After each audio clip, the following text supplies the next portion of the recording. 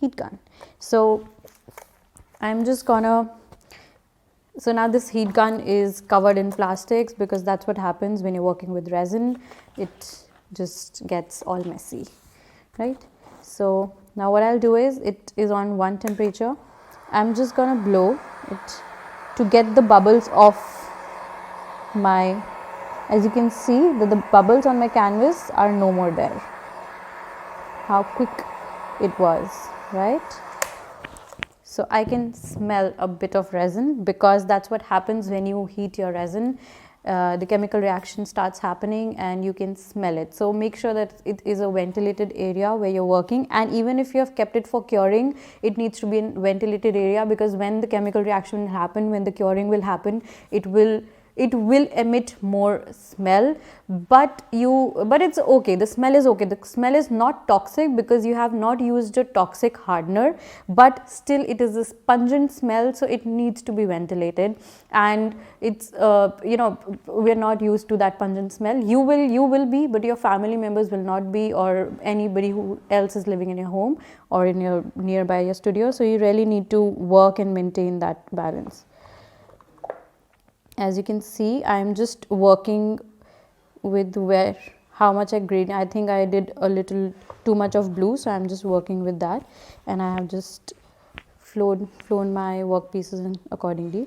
So now now you can see I've divided all the bubbles, but I have not done too much of heat gun. You can use a chef torch. You just use my chef torch just got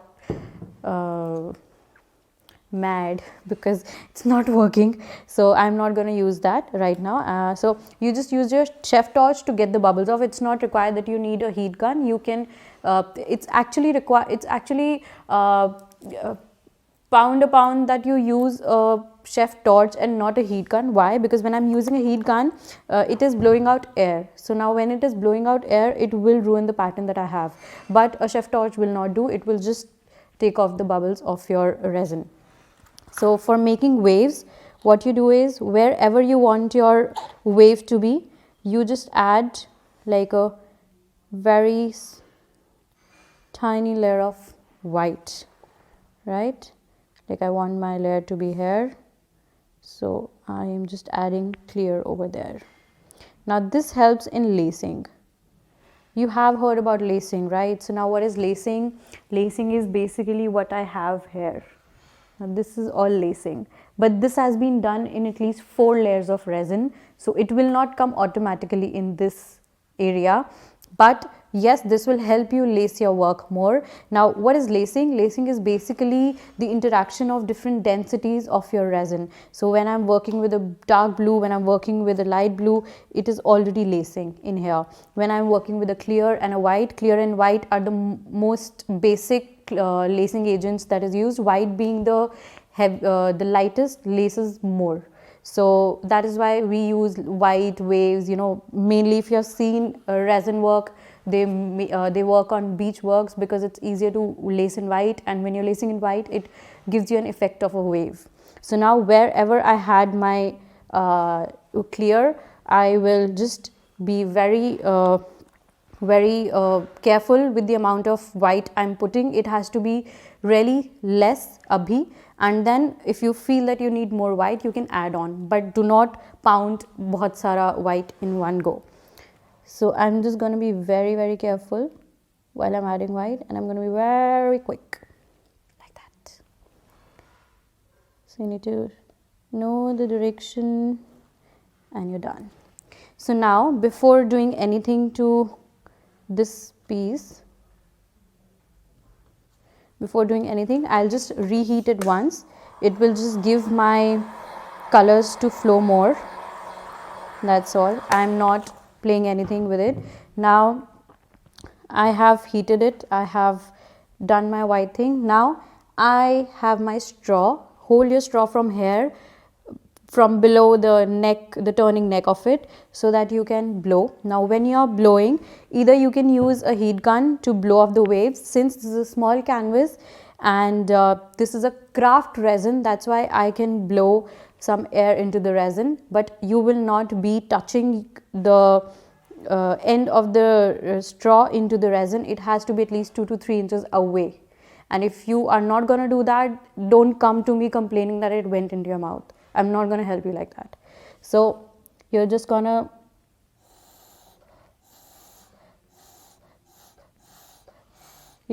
blow. You're not going to take it in, and it has to be away from your artwork at all times.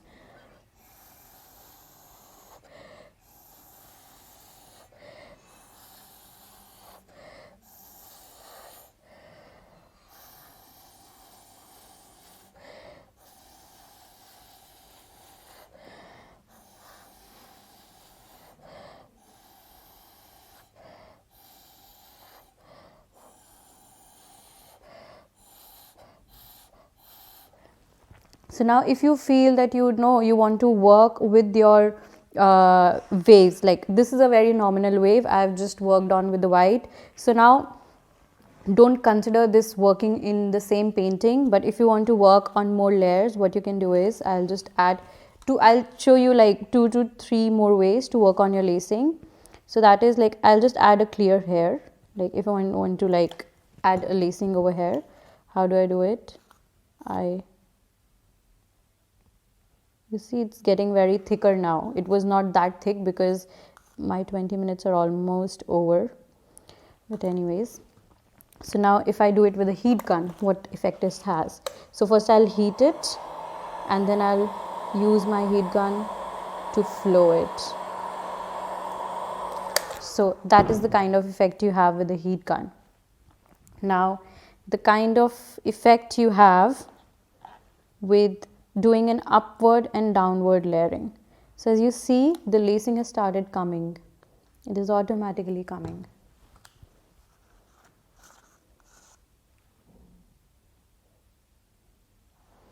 So when you do this, when you do a straw, so that was just an above lacing. This was like, I've just taken like the center of my white drop and I've just done that. So it has gone in 2 ways. So when you're working with a heat gun, so now what you do is, this was just an upward motion. This was all between motion. Now with the heat gun or with the straw, you can do upward and downward and upward and downward to create like a wave, like a musical wave. You can do that. But with straw, you have to be very careful you don't suck it in. And with the heat gun, we're going to talk about heat gun, blowtorch and hair dryer after this session, so that you understand more about which tools that you have to use for working it on. So now with this, I'm just going to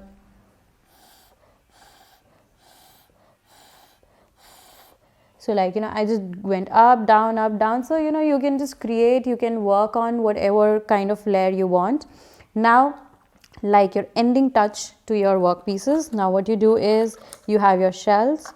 You put your shells wherever you would want to place them in the sand, and right now to give it a very natural look, what I do at times I take glitter, I take golden glitter, I add it in my resin and I pour a little glitter on them. It gives like a very shiny touch to it. I can even use that with my sandstone, like I can, like supposedly this is glitter, so I'm just gonna put it like that, and it gives a really nice texture when it cures. Right now what I'm gonna do is I'm just gonna use a bit of white around this shell, above this shell. I'm gonna take my straw,